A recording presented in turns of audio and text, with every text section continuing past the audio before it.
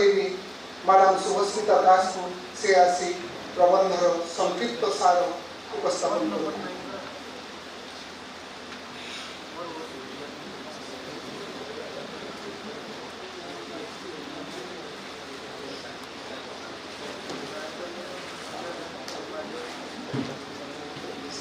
नमस्कार। आज चतुर्थ राज्यस्तरीय प्रोफेसर बाउरीबंधुकर स्मारकी सारस्वत समारोह और जातीय आलोचना चक्र द्वितीय सत्र में मंचासीन आमर सभार सभापति डॉक्टर कुलमणि गोछा महोदय, आमर डॉक्टर विभाधर विक्राम महोदय, पद्मश्री प्रोफेसर तन्मयी बेसरा महोदय एवं देवाशीष चक्रवर्ती महोदय समस्त को मोर सम्मान एवं सामने बसवा छात्र छात्री मानक स्नेह। जो विषयटी मुझे ये उपस्थापन करने जाऊँगी जड़े विशिष्ट प्राबंधिक भाव में बाउरीबंधुकर सब ओडिया साहित्य स्मरणीय ही रही। ओडिया साहित्यर इतिहास सर्जन बाउरीबंधुकर भूमिका घटना घटू थाए समाज और साहित्य स्थिति को बदलाई चली है। नव सम्मुख को अणागले हुए इतिहास और ये इतिहास को तैयारी कतिपय व्यक्तित्व समर्पित हो पारती। साहित्य इतिहास तैयारी निश्चित भाव एक श्रम सापेक्ष विषय। टिकेनिकी करी समस्त दिग प्रति ध्यान रखा हुए। ओडिया साहित्य इतिहास सर्जना आगुरी परवर्ती किंतु एथिरे प्रोफेसर बाउरीबंधुकर जो पदक्षेप से नहीं से संपर्क में आलोचना करी। जदिव यहाँ गोटे दीर्घ आलोचनार विषय मत संक्षिप्त कहवाक गले केवल केतक सूचक उपर गुरुत्व देवी।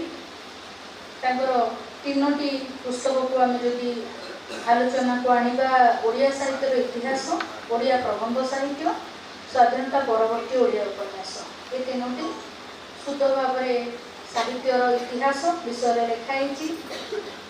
ओडिया साहित्य इतिहास रचनार पर्याय तारिणी चरण रथों पाखर क्रमे सुरेन्द्र महांती,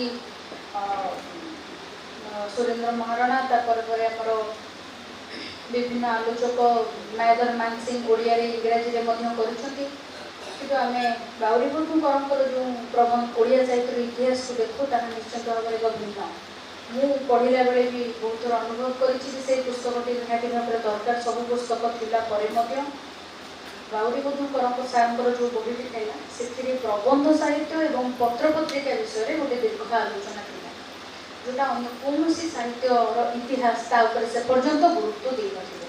गोटे साहित्यर इतिहास गठन में केवल किसी साहित्यिक कवि, औपन्यासिक, कथाकार प्राबंधिक, समालोचक ये ही भूमिका तुलाऊँ भावी से पर्यंत इतिहास गुड़िक लिखा होता। प्रथम कर गोटे धारा परिवर्तन होती धारा परिवर्तन करने से धीशक्ति दरकार जे प्रचलित धारा ठार भिन्न दृष्टि देखिपर ही आम ऐतिहासिक बोली कहूँ। मुझे समालोचक साहित्यिक तार ऊर्ध्व नहीं ऐतिहासिक बोली भी प्रमाण करने को पछेबी।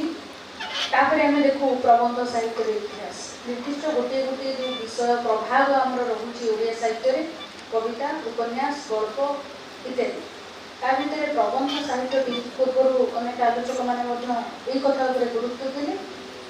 पद्मश्री दमयंती बेसरा मैडम से कथा कहले प्रबंध साहित्य सब अवहेलित हो जाए कारण यहाँ बौद्धिकता सहित संपर्कित ये आवेगर कौन भूमिका प्राय रुहे ना। तेणुक साधारण स्वच्छंद भाव साधारण मनीष पर्यंत प्रबंध पहुँची पारे किंतु ओडिया साहित्य अध्ययन कर छात्र छात्री निमंते प्रबंध साहित्यर इतिहास गोटे गुरुत्वपूर्ण स्तंभ भाव ठिया हुए। कारण या आलोचना कम हो मत लगे बोध हुए जदि मु भूल कहूँ ताले प्रोफेसर बाउरीबंधुकर असित महांती गोटे पुस्तक प्रकाशित होता प्रबंध साहित्य इतिहास। ये दुईटी पुस्तक बोध हुए आम मिले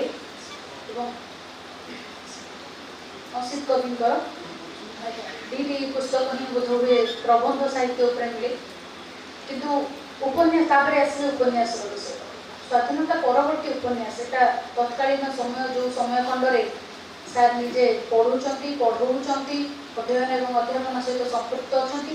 ସେଇ କାଳଖଣ୍ଡର ଉପନ୍ୟାସକୁ ସେ ଆଖି ଆଗରେ ରଖି ସ୍ୱାଧୀନତା ପରବର୍ତ୍ତୀକାଳୀନ ଉପନ୍ୟାସ ସାହିତ୍ୟର ଇତିହାସ ଦେଖୁଛନ୍ତି। ଏହା ପାଇଁ ପାଶ୍ଚାତ୍ୟ ଦର୍ଶନ, ତତ୍ତ୍ୱ, ଜ୍ଞାନ, ଉପନ୍ୟାସର ଗଠନ ଶୈଳୀ ସଚେତନ ହେବାକୁ ପଡ଼େ ଏବଂ ନିଜ ସମୟର ବର୍ତ୍ତମାନିକ ସ୍ଥିତି, ଯେଉଁ ସ୍ଥିତିରେ ସେ ନିଜେ ପଢ଼ୁଛନ୍ତି ଏବଂ ପଢ଼ିବା ସହିତ ସମ୍ପୃକ୍ତ ଅଛନ୍ତି, ସେହି ସମୟରେ ଓଡ଼ିଆର ସାହିତ୍ୟରେ ଯେଉଁ ଧରଣର ଉପନ୍ୟାସ ଲେଖାଯାଉଛି ଏବଂ ଯେଉଁ ଧରଣର ଧାରା, ଦର୍ଶନ, ଚିନ୍ତା, ଚେତନାକୁ ଉପନ୍ୟାସ ବହନ କରୁଛି, ତାକୁ ଆଣି ଉପନ୍ୟାସର ଇତିହାସ ଲେଖିବା କମ୍ ବଡ଼ କଥା ନୁହେଁ ବା କମ୍ ଅଧ୍ୟବସାୟର କଥା ନୁହେଁ। ତାପରେ ପରେ ଆମେ ମୁଁ ତାଙ୍କର ଗୋଟେ ପ୍ରବନ୍ଧକୁ ଏଠି ଆଣିବାକୁ ଚାହିଁବି। ଦି ଏସିଆଟିକ୍ ସୋସାଇଟି ବୋଲି ଗୋଟେ ପ୍ରବନ୍ଧ ତାଙ୍କର ପ୍ରକାଶିତ ହୋଇଥିଲା ନାନା ସମାଲୋଚନା ନାମକ ବୋଧହୁଏ ବହିରେ, ଯେଉଁଥିରେ ଏସିଆଟିକ୍ ସୋସାଇଟି ସେଟା ଓଡ଼ିଶାର ନୁହଁ, ପଶ୍ଚିମବଙ୍ଗ ବଙ୍ଗଳାରେ ସେଟା ଅଛି, କିନ୍ତୁ ତାର ଯେଉଁ ଗୁରୁତ୍ୱ, ଯେଉଁ ସ୍ୱାଧୀନତା ଏବଂ ସ୍ୱାଧୀନତା ପରବର୍ତ୍ତୀକାଳୀନ ସମୟରେ ଭାରତୀୟ ସାହିତ୍ୟକୁ ଆନ୍ତର୍ଜାତିକ ସାହିତ୍ୟ ସହିତ ଯୋଡ଼ିବା ଏବଂ ଆନ୍ତର୍ଜାତିକ ସାହିତ୍ୟ ବା ଘଟଣାବଳୀକୁ ଭାରତୀୟ ଜନମାନସ ତଥା ଓଡ଼ିଶାର ଜନମାନସ ପାଖରେ ପହଞ୍ଚିବାରେ ଯେଉଁ ଗୁରୁତ୍ୱପୂର୍ଣ୍ଣ ଭୂମିକା, ମିଶନାରୀ, ଛାପାକଳ ଏବଂ ପୁସ୍ତକ ପ୍ରଣୟନ, ପତ୍ରପତ୍ରିକାର ଗୁରୁତ୍ୱ ଆଦିରେ ଦି ଏସିଆଟିକ୍ ସୋସାଇଟିର ଯେଉଁ ଦାୟିତ୍ୱ ତୁଲେଇଛି, ତାକୁ ଆମମାନଙ୍କ ସମ୍ମୁଖରେ ରଖିବା, ଉପସ୍ଥାପିତ କରିବାରେ ଯେଉଁ ଭୂମିକା, ତାକୁ ସମାଲୋଚନା ମାଧ୍ୟମରେ, ପ୍ରବନ୍ଧ ମାଧ୍ୟମରେ ଆମ ପାଖରେ ପ୍ରଫେସର ବାଉରୀବନ୍ଧୁ ପହଞ୍ଚାଉଛନ୍ତି। ଏବଂ ୟା ବ୍ୟତିରେକ ତାଙ୍କର ଯେଉଁ ଗ୍ରନ୍ଥ ଗୁଡ଼ିକ ଆମେ ପାଉଛେ, ମୁଁ କେତେଟା ତାର ନାଁ ଏଠି କହିବି। ସାହିତ୍ୟ ସାଧକ ଡକ୍ଟର ମାୟାଧର ମାନସିଂ କୁହନ୍ତୁ, ପ୍ରାବନ୍ଧିକ ନୀଳକଣ୍ଠ ଦାସ କୁହନ୍ତୁ, ସାହିତ୍ୟକୁ କାମବାଳ ମିଶ୍ରଙ୍କ ଅବଦାନ କୁହନ୍ତୁ, ବିରୂପାକ୍ଷ ପ୍ରବନ୍ଧାବଳୀ କୁହନ୍ତୁ, ସାହିତ୍ୟ ସାଧକ କବି ଉପେନ୍ଦ୍ର ଭଞ୍ଜ, ମହାପାତ୍ର ନୀଳମଣି ସାହୁ, କବି ରମାକାନ୍ତ ରଥ, ଗଦ୍ୟଶିଳ୍ପୀ କିଶୋରୀ ଚରଣ, ସୁରେନ୍ଦ୍ର ସମୀକ୍ଷା, ଗଙ୍ଗାଧର ମେହେର, ଏ ସମସ୍ତ ପୁସ୍ତକ ଜଣେ ଜଣେ ବିଦ୍ବତ୍ତ ତତ୍କାଳୀନ ତାଙ୍କ ଯୁଗର ଜଣେ ଜଣେ ଯୁଗ ପ୍ରବର୍ତ୍ତକ ସାହିତ୍ୟିକମାନଙ୍କ ସମ୍ପର୍କରେ ଆଲୋଚନା ପୁସ୍ତକ।